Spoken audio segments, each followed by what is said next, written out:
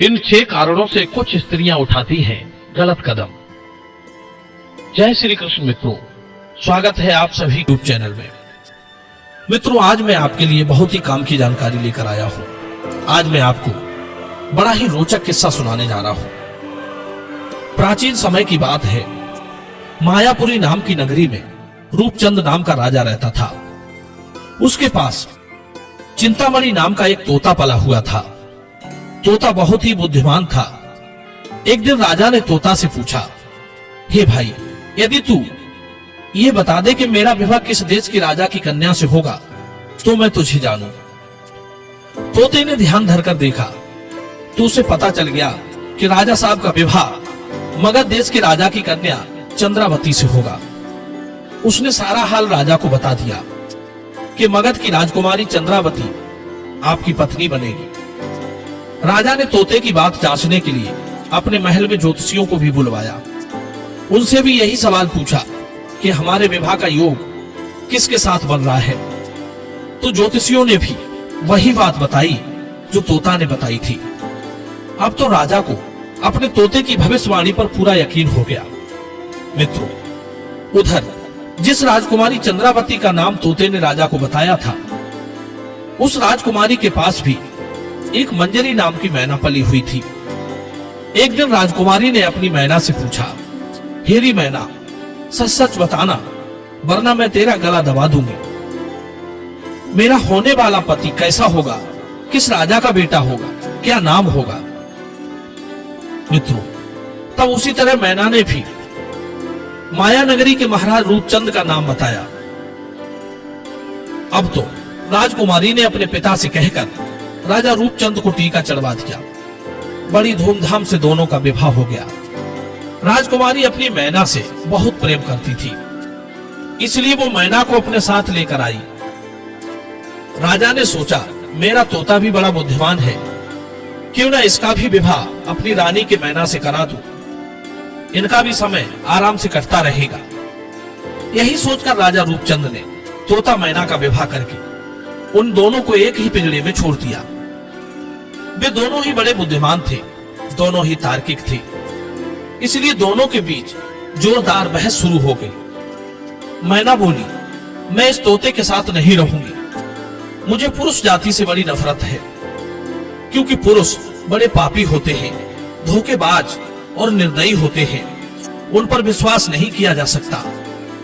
तोता कहने लगा, अरे मैना, तुझे स्त्रियों के बारे में कुछ नहीं पता। कुछ स्त्रियां बड़ी झूठी, लालची और हत्यारी होती हैं। उन पर भी किसी तरह आंखें मूंद कर विश्वास नहीं करना चाहिए। न जाने कितने पुरुष दुष्ट स्त्रियों के जाल में पड़कर मौत के मुंह में चले गए। मुझे तो स्त्री के नाम से ही नफरत है। मित्रों, इस प्रकार वे दोनों की जोरदार बहस हो रही थी।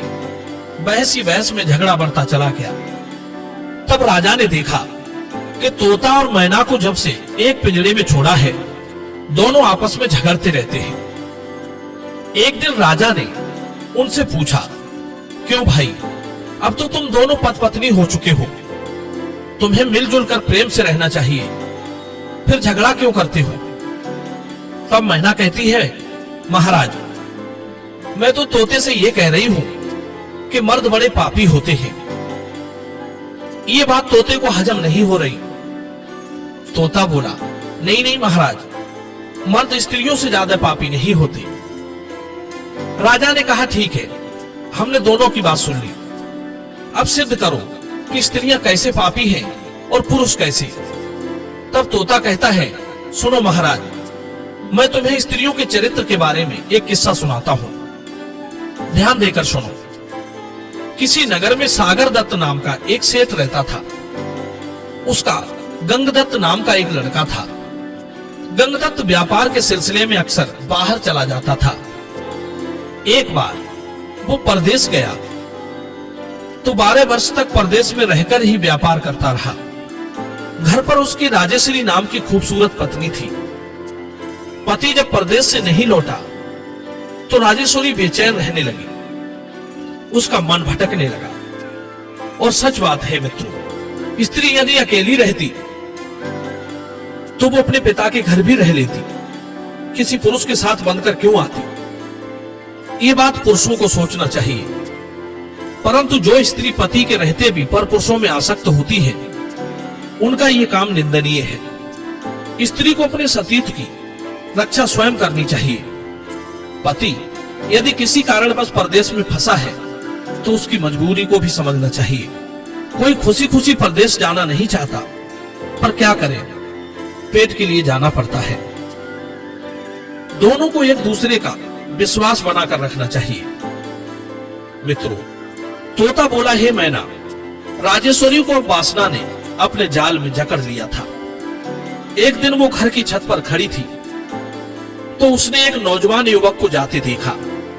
वो उसे देखते ही उस पर मोहित हो गई। मित्रों, कहते हैं राजा, लताएं और स्त्रियां, ये तीनों उसी का आश्रय लेते हैं जो इनके करीब होता है, जो इनके निकट होता है। राजेश्वरी ने उस पुरुष से मिलने का निश्चय कर लिया। उसने एक योजना बनाई। उसके पड़ोस में एक उसकी सहेली रहती थी। राजेश्वरी ने उस नौजवान युवक को अपनी सहेली के घर पर बुला लिया और उससे प्रीति जोड़ ली। प्रिय बंधु, अब तो वो हर रोज रात होते ही अपनी सखी के घर पर चली जाती थी। वहीं उसका मित्र भी आ जाता था। दोनों आपस में खूब मीठी मीठी बातें करते थे और दिन निकलने से पहले वो अपने घर पर लौट आती थी। इस प्रकार धीरे धीरे काफी दिन बीत गए। उनका मिलना जुलना जारी रहा। एक दिन राजेश्वरी का पति परदेश से लौट आया। पति को आया देखकर पत्नी बड़ी दुखी हुई।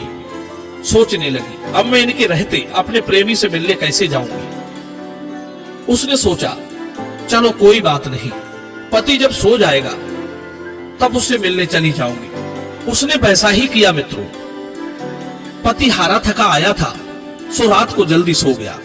इस दौरान राजेश्वरी घर से निकलकर प्रेमी के पास चल दी। जब वो उससे मिलने जा रही थी तो रात्रि में रास्ते में एक चोर मिला जो चोरी करने के लिए कहीं जा रहा था। आधी रात के समय उसने एक स्त्री को जाते देखा तो सोचने लगा कि इतनी रात गए ये स्त्री कहां जा रही है, जरूर इसका किसी जार पुरुष से संबंध होगा। चोर उसका पीछा करने लगा और ये देखने लगा कि देखे ये कहां जाएगी। मित्रों, उधर चोर छिपकर देख रहा था। वो स्त्री अपनी सहेली के घर पर पहुंच गई, पर हुआ क्या, संयोग से उस दिन उस स्त्री के प्रेमी को सर्प ने डस लिया था। उसकी मृत्यु हो चुकी थी। राजेश्वरी ने समझा कि वो अभी सो रहा है। उसी घर के द्वार पर एक पीपल का पेड़ था जिस पर एक भयंकर प्रेत बैठा हुआ था। ये सब लीला देख रहा था। प्रेत ने सोचा कि क्यों ना मौके का फायदा उठाया जाए। प्रेत उस मरे हुए आदमी के शरीर में घुस गया और उस औरत के साथ समागम करके उसकी नाक काट ली और उसके बाद प्रेत उसके शरीर से निकलकर फिर से जाकर पीपल पर बैठ गया। वो स्त्री अपनी कटी हुई नाक लेकर रोती चिल्लाती अपनी सहेली के पास पहुंची और उसे सारी बात बताई कि बहन, आज इस दुष्ट ने मेरी नाक काट ली, अब मैं अपने पति को क्या जवाब दूंगी। सहेली ने समझाया, देखो बहन, अब तो बचने का सिर्फ एक ही तरीका है। तू अपने पति के पास जाकर जोर जोर से रोना चिल्लाना शुरू कर दे। जब कोई पूछे तो कह देना पति ने नाक काट ली। सारा दोष तेरे पति पर लग जाएगा और तू साफ बच जाएगी। प्रिय बंधु, सहेली ने भी उसे बड़ी अच्छी युक्ति सुझाई। राजेश्वरी ने वैसा ही किया। वो अपने पति के पास जाकर जोर जोर से रोने चिल्लाने लगी। उसका रोना सुनकर घर के मोहल्ला पड़ोस के सारे लोग इकट्ठे होकर आ गए। उसका पति भी जाग उठा। उसने सारा दोष अपने पति गंगदत्त पर मढ़ दिया। राजेश्वरी के पिता ने यह खबर नगर के कोतवाल को दे दी। कोतवाल ने अपने सिपाहियों को भेजकर गंगदत्त को पकड़वा लिया। सुबह राजा के दरबार में उसकी पेशी थी। राजा ने जब उस स्त्री की बुरी हालत देखी तो क्रोधित होकर गंगदत्त को सूली पर चढ़ाने का आदेश कर दिया। प्रिय बंधुओं, उधर उस चोर को पता लगा कि गंगदत्त को सूली पर लटकाया जा रहा है तो उसने सोचा कि मैंने अब तक बहुत पाप किए हैं। उधर निर्दोष गंगदत्त को सूली पर चढ़ाया जा रहा है। क्यों ना उसकी जान बचाकर मैं एक पुण्य कमा लूं। चोर फौरन भागता हुआ राजा के पास पहुंच गया और बोला, हुजूर, गंगदत्त निर्दोष है। दोषी तो उसकी स्त्री है जो अपने बेगुनाह पति को सूली पर चढ़वा रही है। उसने सारी बात बताई। महाराज, मैं पेशे से एक चोर हूं और कल रात मैं चोरी करने के लिए घर से निकला तो मैंने देखा कि एक स्त्री तेजी से कहीं जा रही है। मैंने उसका पीछा किया तो पता चला कि वो अपने प्रेमी से मिलने आई थी, पर दुर्भाग्य उस दिन उसके प्रेमी को सर्प ने डस लिया था, जिसके कारण वो मर चुका था। वहीं एक पीपल के वृक्ष पर एक प्रेत रहता था। वो उस मरे हुए आदमी के शरीर में समाया और उस स्त्री की नाक काट ली।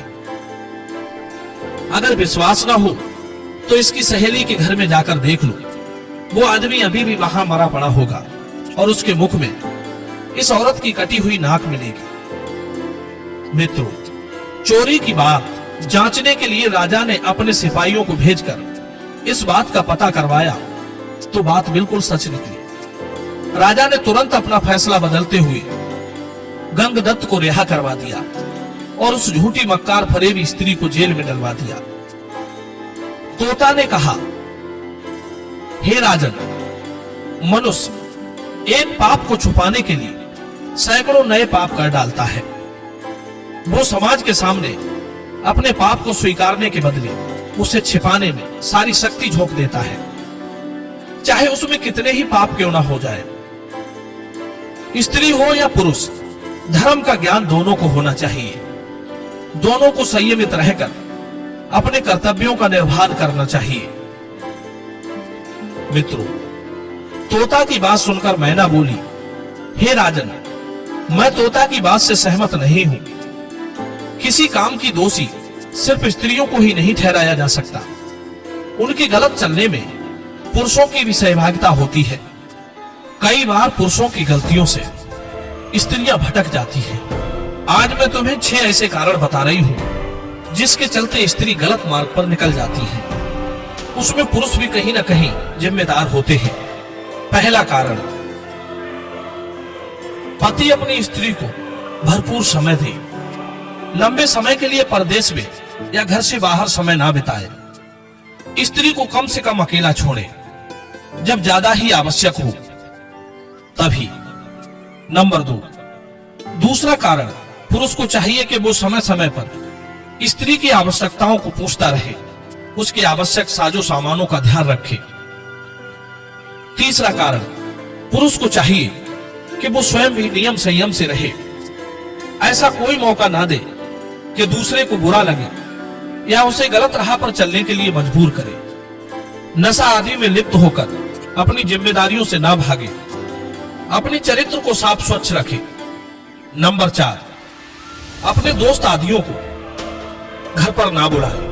उनसे बात करनी हो तो घर से बाहर चले जाए और अपनी स्त्री को अकेले घूमने या पड़ोसियों के घर बैठने की आजादी ना दे।